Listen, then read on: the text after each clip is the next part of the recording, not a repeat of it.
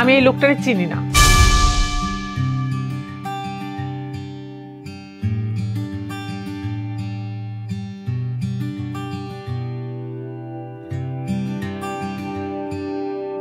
আমার মাইয়া না, আমার একটু বাবাকে ডাক দাও না মা। আব্বার সাথে দেখা হয়েছে, আব্বা আমাকে চিপস কিনে দিচ্ছে। কে তোর বাবা?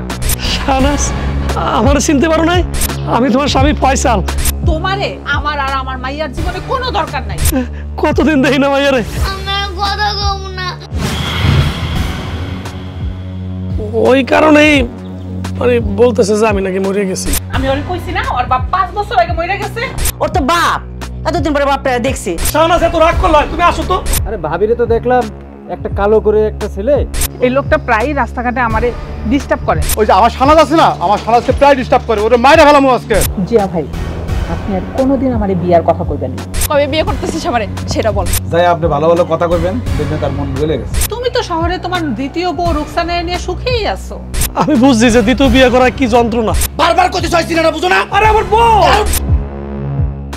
আর শাহনাজ আমার লাগে খুবই খারাপ আচরণ করছে ভাই। হ্যাঁ, তো শানাজ আমার স্বামী। হ্যাঁ রে, তো মারা গেছে রে। তোর ভুলের কারণে কষ্ট সহ্য করতে পারে না। তুমি আমার মাইয়াটারে বাবা হারা করে যাও না।